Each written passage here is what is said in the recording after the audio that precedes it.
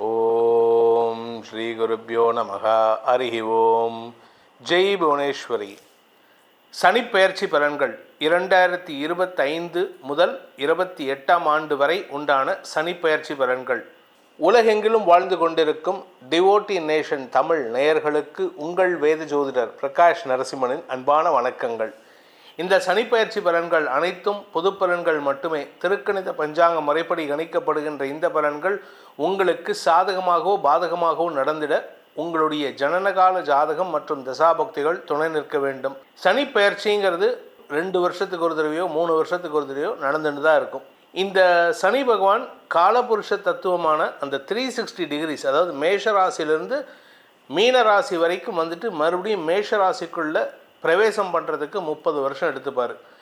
இது எதனால் அப்படின்னு கேட்டேன்னா, ஒவ்வொரு ராசிலையும் சனி பகவான் அப்ராக்சிமேட்டாக 2.25 2.5 வருஷம், சில சமயம் 3 வருஷம் வரைக்கும் இருக்கிறதுக்கு வாய்ப்புகள் இருக்குது. அதனால் 2.5 வருஷம் கணக்கெடுத்தால் ஒவ்வொரு ராசிலையும் 2.5 வருஷம்னா 12 ராசிக்கும் 30 வருஷம் கணக்கு வரும். சனி கிரகத்தின் பெயர்ச்சிங்கிறது சயின்ஸில் எப்படி சொல்கிறாங்க அப்படின்னா, சனி பகவான் சாட்டர்ன் சூரியனை சுற்றி வரதுக்கு 30 வருஷம் அப்படிங்கிறது. ஸோ இது ரெண்டும் மேட்ச் ஆகிறது. இந்த சனிப்பெயர்ச்சியானது 2025ஆவது வருடம் மார்ச் மாதம் 29ஆம் நாள் மாலை 5:09 கும்பராசியில் தன்னுடைய சொந்த வீட்டு ஆட்சி வீட்டிலேருந்து விலகி மீன ராசிக்கு பயிற்சி ஆகிறாரு. எதிரியோட வீட்டுக்கு போகிறாரு, எதிரி ஸ்தானத்துக்கு போகிறாரு. இதனால் அந்த இடத்துல அவருக்கு ஸ்தான பலம் குறைவாக இருக்கும். ரொம்ப பெருசாக இருக்காது. பட் அவருடைய பார்வை பலத்தின் மூலமாக சங்கடங்களையும் தோல்விகளையும் தரத்துக்கு உண்டான வாய்ப்புகள் இருக்குது. மீன ராசியில் சனி பகவான் எத்தனை நாள் இருப்பார் அப்படின்னு பார்த்தீங்கன்னா, கிட்டத்தட்ட 2028 பிப்ரவரி 23ஆம் தேதி வரைக்கும் இருப்பார். ஆனால் அதுக்கு நடுவில் ஒரு 6 மாதம் அதிசார பயிற்சியாக மேஷ ராசிக்கு போயிட்டு வருவார். அது எப்போ நடக்கும் அப்படின்ட்டு பார்த்தீங்கன்னா, ஜூன் மாதம் 2027 வருடம் ஜூன் மாதம் 3ஆம் தேதியிலேருந்து 2027 அக்டோபர் 20ஆம் தேதி வரை அதிசார பயிற்சியாக மேஷராசிக்குள்ளே போவார். மேஷராசிக்குள்ளே அதிசாரமாக போவார். அங்கேயே வக்ரகதி அடைவார். பின்னோக்கி நகர்ந்து மறுபடியும் அக்டோபர் 20, 2027 திரும்பி மீனராசிக்குள்ளே வந்துட்டு அதுக்கப்புறம் வக்ர நிவர்த்தி அடைந்து 2028 மார்ச் 23ஆம் தேதி அன்னைக்கு நேர்கதியில் மேஷராசிக்குள்ளே பிரவேசம் பண்ணுறாரு. அடுத்த சனிப்பெயர்ச்சி 2028 பிப்ரவரி மாதம் 23ஆம் தேதி அன்னைக்கு. ஸோ இந்த காலகட்டத்தில் 2 தடவை அவர் வக்ரம் அடைகிறாரு. 2025 ஒரு தடவை வக்ரம் அடைகிறாரு, 2026 ஒரு தடவை வக்ரம் அடைகிறாரு. வக்ர கதியில் வரும்பொழுது உங்களுக்கு ஜனனகால ஜாதகத்தில் சனி வக்ரமாக இருந்தால் இந்த வக்ர காலம் உங்களுக்கு ஒரு பொற்காலமாக இருக்கும். நேர்கதி காலம் கொஞ்சம் கஷ்டத்தை கொடுக்கும்.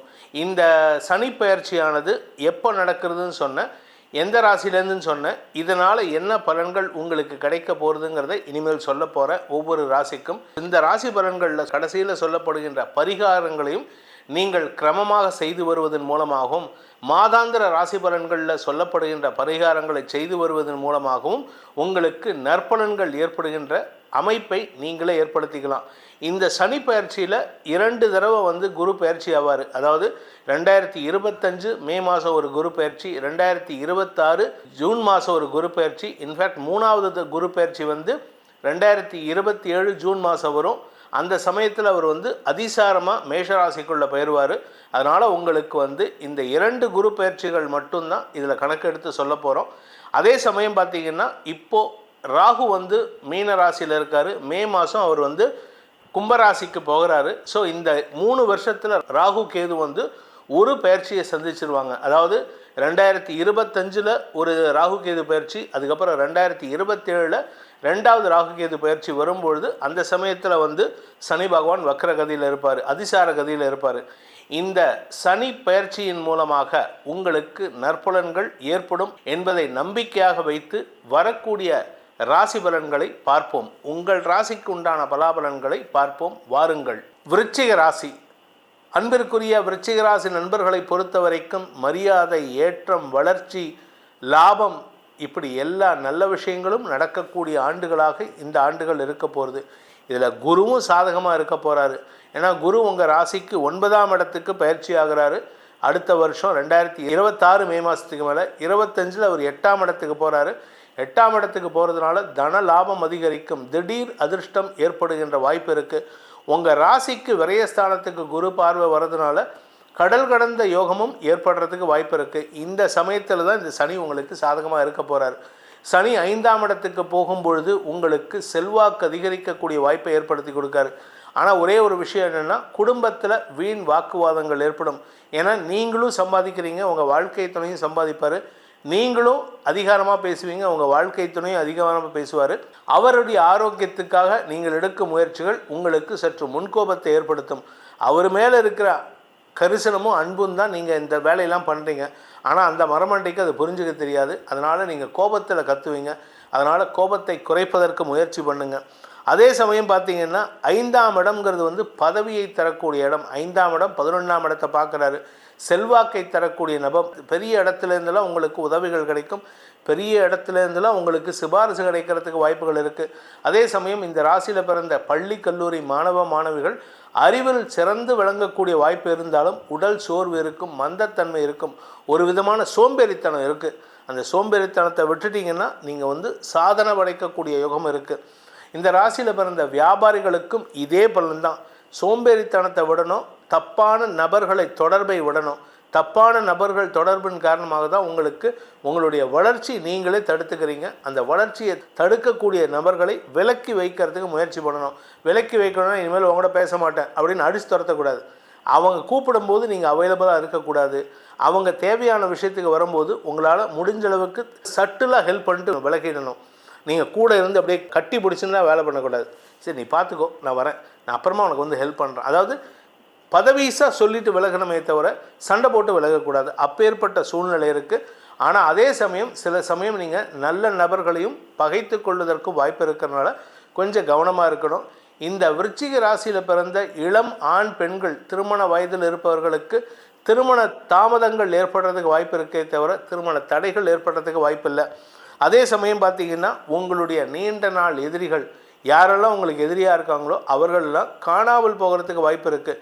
இன்ஃபேக்ட் உங்களை அவமானப்படுத்தினவங்களில் உங்கள் எதற்கு அவமானப்பட்டு நின்று அவர்களுக்கு நீங்கள் உதவி செய்யக்கூடிய வாய்ப்பு ஏற்படும்.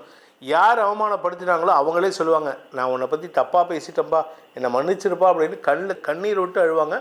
அவர்களை மன்னிக்கும் பேராற்றலை வளர்த்து கொள்ளுங்கள். இதுவே உங்களுக்கு பெரிய மனிதத்தனத்தை கொண்டு சேர்க்கும். இந்த ராசியில் பிறந்த இளம் தலைமுறையினர் திருமணமாகி வெகு நாட்களாக குழந்தை பாக்கியம் இல்லாதவர்களுக்கு சனி பெயர்ச்சி கொஞ்சம் சாதகமாக இல்லை.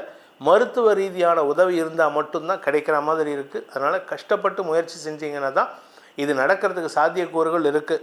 இந்த ராசியில் பிறந்த உத்தியோகஸ்தர்கள் வேலையில் இருக்கிறவங்களுக்கெல்லாம் அலுவல் ரீதியாக உங்களுக்கு மரியாதைகள் உயர்கின்ற யோகம் ஏற்படும். ஆனால் கூட இருக்கிறவனுடைய வைத்தறிச்சலில் நீங்கள் சங்கடப்படுவீங்க. அவன் எதுக்கு கோவப்படுறான்னு தெரியாது. ஆனால் உங்களுடைய வளர்ச்சி அவனுக்கு பாதகமான பலன்களை ஏற்படுத்துறது. அவன் கூட இருந்துகிட்டே மனசுல நினச்சிப்பான், என்ன பண்ணுறான் இவன், நான் பண்ணுற அதே வேலை தான் பண்ணுறான், ஆனால் இவனுக்கு மட்டும் எல்லோரும் மரியாதை கொடுக்குறாங்க, இவனுக்கு மட்டும் ப்ரமோஷன் வருது.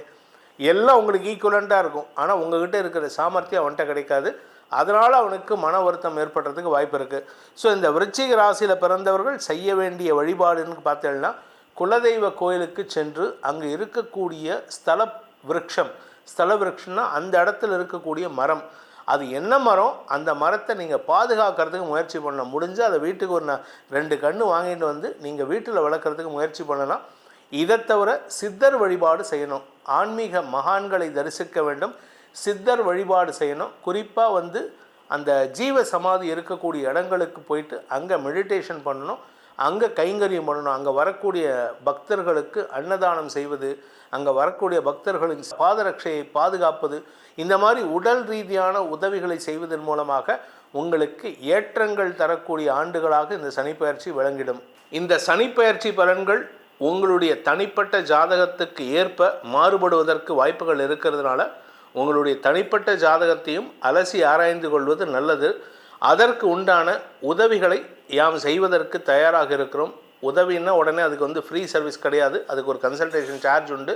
ஸோ யாருக்கெல்லாம் தேவைப்படுபவர்கள், அதாவது சனிப்பெயர்ச்சியின் காரணமாக ஏற்படுகின்ற பலன்களை தெரிந்து கொள்ள விரும்புவர்கள் தங்களுடைய தனிப்பட்ட விவரங்கள், அதாவது பர்த் டீட்டெயில்ஸை நம்மளுடைய வாட்ஸ்அப் நம்பர் கொடுத்துருக்கோம், அதன் மூலமாக தொடர்பு கொண்டு கன்சல்டேஷன் பெற்றுக்கொள்ளலாம். இந்த சனிப்பெயர்ச்சினால் வருகின்ற நற்பலன்களோ அல்லது சங்கடமான பலன்களோ உங்களுடைய வாழ்க்கையின் தத்துவத்தை உணர்வதற்காகத்தான் என்பதை புரிந்து கொண்டு அதன் மூலமாக உங்களுக்கு நற்பலன்கள் ஏற்பட வேண்டும் எனும் அடியேனின் பிரார்த்தனையை சமர்ப்பித்து உங்கள் அனைவருக்கும் நல்வாழ்த்துக்களை தெரிவித்துக் கொண்டு உங்களிடமிருந்து விடைபெறுவது உங்கள் வேத ஜோதிடர் பிரகாஷ் நரசிம்மனின் அன்பான வணக்கங்களுடன் நன்றி, வணக்கம்.